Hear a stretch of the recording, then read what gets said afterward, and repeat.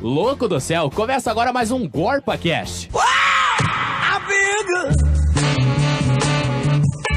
Fala galera que se liga em mais um GorpaCast, editoria de tecnologia. Eu sou o Leon Gomes. E eu sou o Rafael Dias. E eu sou o Vinícius Liberato. Gente, eu aprendi semana passada, vocês perceberam que eu fiquei um pouco ausente aí, que não dá pra confiar tanto na tecnologia. Tu não consegue confiar no celular, né? No lado da tua cama, vai confiar em um implante dentro de você. Isso já aconteceu comigo também, meu celular me deixou na mão. Que não é a primeira vez que aconteceu comigo também. Aconteceu com todo mundo, Já Leon. aconteceu com você, Vinícius? Muito. Já aconteceu bastante. Ah, então eu tô perdoado, né? Sim, seja bem-vindo nessa continuidade do nosso trabalho aqui. Muito obrigado, é um prazer gravar com vocês de novo. O que a gente vai falar hoje aí? O que você traz pra gente de bom? Então, como na semana passada a gente gravou, né? Essa semana foi ao ar, sobre as tecnologias hospitalares, né? Que estão contribuindo para o avanço aí da cura. Da medicina. Da medicina em geral. E hoje nós vamos dar continuidade. O que trouxe de bom para nós aí, Vinícius? Cara, um negócio complicado é a saúde da criança durante o período da gravidez, né? As Sim. grávidas, muitas vezes, em casos de risco, têm que ficar deitadas, sendo observadas pelo hospital por causa de possíveis problemas com o bebê. O que eles desenvolveram, isso foi em 2016, mas ainda está trabalhando nisso, é um cinto que ela coloca e que mede o batimento cardíaco da criança. Dependendo, quando ele está nos estágios mais avançados, né, de desenvolvimento. Então ele consegue medir e ver a saúde para que a mulher grávida não precise ficar no hospital durante todo o período de observação. Isso permite que o médico à distância consiga acompanhar o progresso e o desenvolvimento do feto dentro da mulher. Ainda seguindo sobre a gravidez, também tem o ultrassom, né? Sim. Que é usado também é utilizado para medir o crescimento do feto, como que ele está se desenvolvendo. Então a medicina tem ajudado também desde quando nós estamos no ventre da nossa mãe, né? Até o envelhecimento, podemos dizer assim. E o que você trouxe de bom para nós, Leon? Cara, eu trouxe umas coisas assim mais não relacionadas tanto à tecnologia hospitalar, tipo em si, assim, como o Vinícius falou de ultrassom e tal. Eu trouxe, por exemplo, que desde antigamente, quando o hospital ainda não utilizava muito esses artefatos, por exemplo, o hospital antigamente não tinha nem ramais, né? Para um setor se comunicar com outro setor, eles não tinham nem ramais para poder se comunicar entre os setores. A partir do momento que teve esses ramais, ficou mais fácil essa comunicação e facilitou muito também a vida dos próprios médicos e pacientes. Porque, por exemplo, um hospital... Olha o tamanho dos hospitais são. Tem hospitais que são do tamanho de... Sei lá, são muito grandes, né? E se desse uma emergência, tem que sair correndo para chamar... Em caso de emergência, a pessoa tem que sair correndo de um setor para outro para avisar o médico ou o cirurgião que o paciente está com problemas e tal. Isso facilitou muito a vida dos médicos e dos pacientes também. E se levar em consideração que as pessoas vão em mais de um hospital, né? Tem hospitais especializados e estão desenvolvendo um banco de dados único para todos os hospitais. E aí a ideia Exatamente. É que quem paga a mensalidade é o cliente, né? O paciente. Ele paga uma certa mensalidade e todos os hospitais vão ter acesso a todos os seus registros, a todos os exames que você fez, com os resultados, os remédios que você já tomou. E aí, toda vez que você for no médico, ele vai ter acesso a toda essa informação para dar um diagnóstico apropriado, né? E, claro, também entra toda aquela discussão de privacidade na internet, porque as pessoas vão ter acesso a tudo, agora até o teu registro médico, né? Todos os hospitais. Mas, assim... Se for para ajudar a dar um diagnóstico mais rápido, mais eficiente e mais preciso, vale a pena, entendeu? E assim o médico também, por exemplo, se você tratou de uma doença há 5 anos atrás, vai ficar registrado, tudo né? lá. E aí, se ele surgir a suspeita que seja isso, ele pode ver lá que tu já foi tratado, que talvez tenha voltado, entendeu? Quais medicamentos que você já utilizou. Tomou e deixou de tomar. Daí pode estar escrito lá por que você deixou de tomar. Ele pode ver as alergias que você tem. Isso é algo que todo hospital já tem, né? No mínimo, né? Outra tendência é as consultas de internet, né? O paciente pode marcar a consulta dele pela internet ali, não precisa chegar no hospital na fila de plantão para ser atendido. Sim. Isso é para coisas mais rápidas também. Mais rápidas. É que assim, também tem muita tecnologia de medir temperatura, medir batimento cardíaco, medir pulso. Então, se tu tiver na tua casa, tu só conecta esse equipamento no teu pulso, né? Ou em algum lugar, né? Depende de qual equipamento você está falando. Conecta no smartphone e ele faz todas as medidas. E aí o médico pode ter acesso a essas medidas em tempo real no escritório dele. E aí conversar contigo, né? Tem limitações, ele não vai poder fazer todos os exames do que um presencial. Também. Claro, mas se já diminuir um pouco a fila, acelerar um pouco o processo, já é uma ajuda. Eu acho que tudo que acelera o processo é válido, né? Já que a gente vê aí diariamente os hospitais sofrendo com muitas filas, né? Pessoas demorando muito para ser atendidas, algumas até com crianças, né? Que não conseguem ser atendidas na hora, em caso de emergência ainda. Principalmente quando nós falamos do SUS, né? Um SUS. Que é o Sistema Único de Saúde. Mas aí até chegar esse tipo de coisa no SUS... Daí vai demorar mais um pouco. No privado já há uma certa demora, então vai demorar um pouco mais. Tem uma outra discussão sobre consultas rápidas, né? Consultas que não precisam uma grande investigação, coisas que podem ser resolvidas mais rapidamente, e aí, caso dê um resultado muito ruim, a pessoa tenha presencial, né? São questões de revisões mais preventivas mesmo. Para resolver esse problema, tem desenvolvimento de inteligências artificiais para isso também. Eu ia tocar nesse assunto também. Então, já que você tem medidas da sua informação, uma inteligência artificial vai poder fazer uma análise básica, vai ver, o pulso não está normal, o batimento não está normal, aí vai comparar esses dados, né, fazer a relação com eles, e aí ela vai poder tomar a decisão de te enviar para fazer uma pesquisa, uma consulta presencial, ou não, ela vai dizer, não é necessário tanto, entendeu? Alguns países já estão até fazendo testes e tendo sucesso, né? Obtendo sucesso com robôs em hospitais e tudo. Não só em hospitais, né? O Japão, se não me engano, fez testes com um robô, tipo, como se fosse dentro de casa, assim, tipo, um robô cozinhando, um robô levando um café na cama para a pessoa. E tem obtido sucesso nesses testes, né? A maioria. Então, a melhor parte da inteligência artificial é que ela não é um robô físico, né? É só uma série de dados, é um programa. Sim. Mas aí tem toda uma discussão ética, moral, de substituir as pessoas no trabalho. O robô vai ter condições de decidir se você vai ou não no médico. Porque se a ideia é diminuir o número de pessoas que fazem consultas preventivas, então você teria que ser obrigado a fazer a consulta com a inteligência artificial para ela decidir se você vai ou não fazer uma consulta física. O robô seria mais para casos mais não tão graves, assim como você tinha falado, né? Consultas mais... assim, mas também está sendo estudada a hipótese dos robôs serem utilizados nas cirurgias também, né? Já tem testes. Isso já tem bastante testes já, até porque a cirurgia precisa de precisão, né? E o que é mais preciso que uma máquina, entendeu?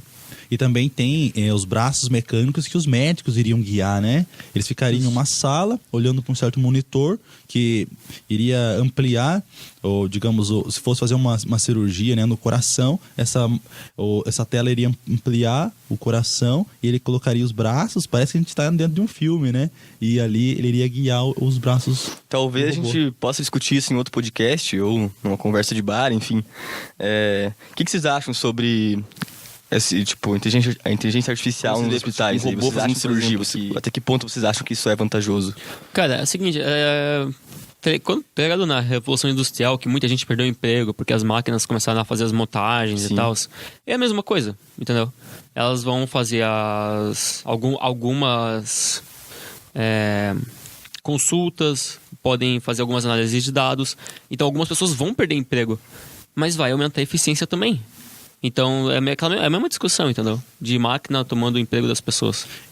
Eu fico com um pé atrás ainda. Que é claro que está sendo feito. Vamos supor uma suposição que isso esteja consolidado daqui um tempo, daqui uns 20 anos, vamos supor.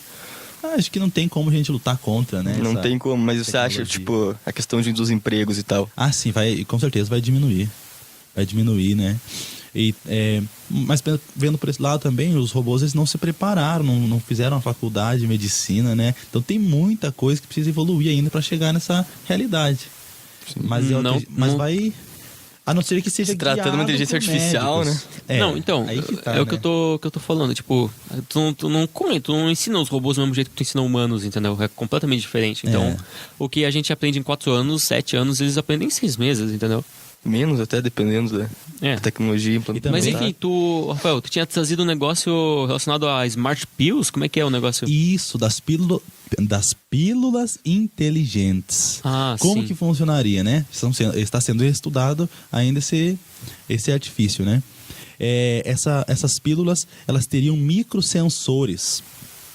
E quando ingerida pelo paciente, quando chegasse no estômago, o estômago liberaria o suco gástrico, né? E essas pílulas, elas enviariam uma carga elétrica a um microreceptor que ficaria alojado na pele da pessoa e seria responsável por receber os dados sobre o tratamento que o paciente estaria fazendo, para ver se ele está tomando o remédio direitinho no tempo, na hora certa, e se o tratamento também estaria evoluindo.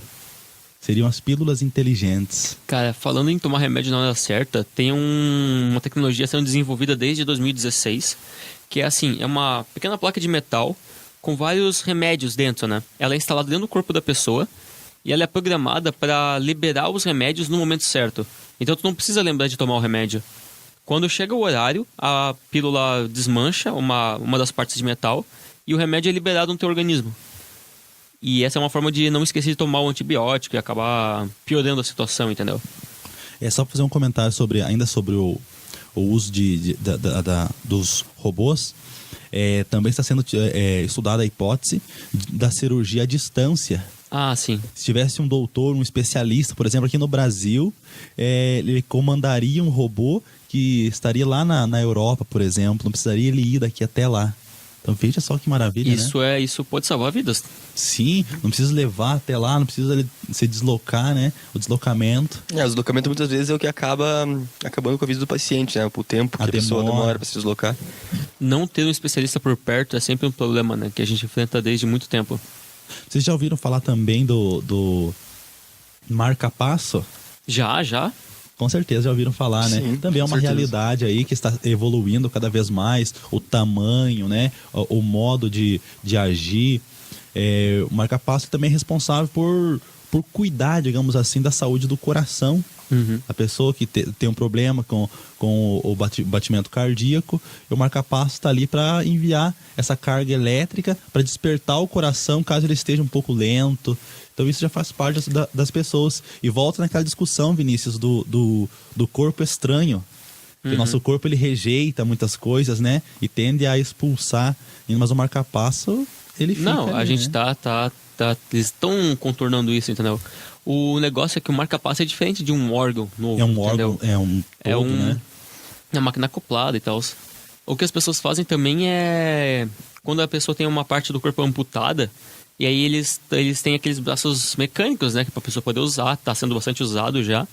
E estão sendo feitos, inclusive, em impressora 3D. Então, se tu tem uma impressora 3D em casa, tu pode baixar o modelo de um braço, colocar as tuas medidas lá e imprimir na tua casa um braço para tu poder usar.